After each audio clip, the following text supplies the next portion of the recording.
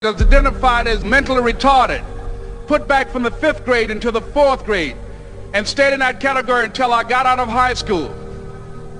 I don't have any college training, but I met a high school teacher who one day changed my life. I was waiting on another student, and when he came in, he said to me, "Young man, go to the board and write what I'm about to tell you." And I said, I can't do that, sir. He said, "Why not?" I said, "I'm not one of your students." He said, "It doesn't matter. Follow my directions now." I said, "I can't do that, sir." He said, "Why not?" I said, "Because I'm educable mentally retarded." And he came from behind his desk and he looked at me. He said, "Don't ever say that again. Someone's opinion of you does not have to become your reality." And as he talked, my heart began to beat fast. Tears began to run down my eyes, and I was in the back just listening to him, because the speech he was giving, that speech was for me. And he said, "Les Brown," he said, "if you want to do anything worthwhile in life, you've got to be hungry." I told Mr. Washington I wanted to become a disc jockey. And so I started working to develop myself. He said, "I want you to practice every day being a disc jockey." I said, "But I don't have any job now." He said, "It doesn't matter." He said that it's better to be prepared for an opportunity and not have one than to have an opportunity and not be prepared. And as I was working to develop myself, I applied for a job as a disc jockey, WMBM on Miami Beach. I went to a guy named Milton Butterball. I said, "How you doing, Mr. Butterball? I'd like to get a job as a disc jockey." He looked at me, he said, "You have any broadcast background?" I said, "No, sir, I don't." "You have any journalism background?" I said, "No, sir, I don't." He said, "We don't have any jobs available." I said, "Yes, sir." I went back to Mr. Washington and I told him. He said, "Don't take it personally." He said, "Most people are so negative, they will have to say no 7 times before they say yes." He said, "Go back again." So I went back again. I said, "How you doing, Mr. Butterball? My name is Les Brown." He said, "I know what your name is. What do you want?" I said, "I'd like to know whether or not you have any jobs as a disc jockey, sir." He said, "Didn't I just tell you yesterday we didn't have any jobs?" I said, "Yes, sir, but I know whether or not somebody got laid off or somebody was fired, sir." He said, "No one was laid off or fired. Now get on out of here." I came back the next day like I was seeing him for the first time. I said, "Hello, Mr. Butterball, how are you?" He looked at me with rage. He said, "Go get me some coffee." I said, "Yes, sir." And I went to get him some coffee.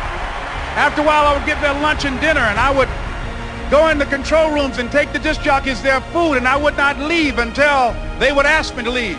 One Saturday afternoon, while I was at the radio station, a guy named Rock was drinking while he was on the air. I was the only one there, looking at him through the control room windows, walking back and forth, young, ready, and hungry. Pretty soon the phone rang, and it was the general manager. And I answered the phone. I said, "Hello?" He said, "Les, this is Mr. Klein." I said, "I know." He said, "Rock can't finish his program." I said, "I know." He said, "Would you call one of the other DJs in?" I said, "Yes, sir." I hung the phone up. I said, "Now he must think I'm crazy." I called my mom and my girlfriend Cassandra. I said, "Y'all turn up the radio and come out on the front porch. I'm about to come on the air." I waited for about 20 minutes, and I called him back. I said, "Mr. Klein, I can't find nobody." He said, "Young boy, do you know how to work the controls?" I said, "Yes, sir." He said, "Go in there and don't say nothing here." I said, "Yes, sir."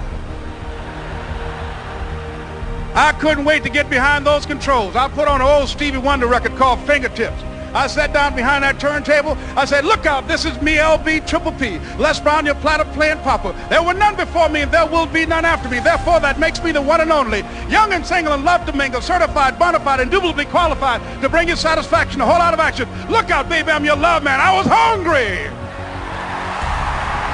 I was hungry. You got to be hungry. Begin to know that you have greatness within you. And if just one of you here begin to envision yourselves as being blessed and highly favored to reach your goals, if just one of you capture the essence of what that means, that you have greatness within you and a responsibility to manifest that greatness, that you can make your parents proud, you can make your school proud, you can touch millions of people's lives And the world will never be the same again because you came this way. It was hard, ladies and gentlemen, coming to speak to people.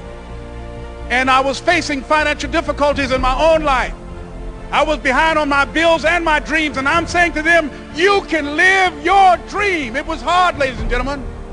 It was very difficult to pick myself up each day believing that I could do it. There were times that I doubted myself. I used to ask myself, can I do this? And something said within me, you're the one. Don't give up on your dream. By continuing to push forward, by continuing to run toward my dream, that one day I would have my own talk show. It's a long shot, ladies and gentlemen, from Liberty City, an abandoned building on a floor, never knowing my mother or father. It's a long shot. Being here with you today in this dome in Atlanta, it's a long shot. No college training, labeled educable, mentally retarded, but I kept running toward my dream. Don't stop. Don't stop running toward your dream.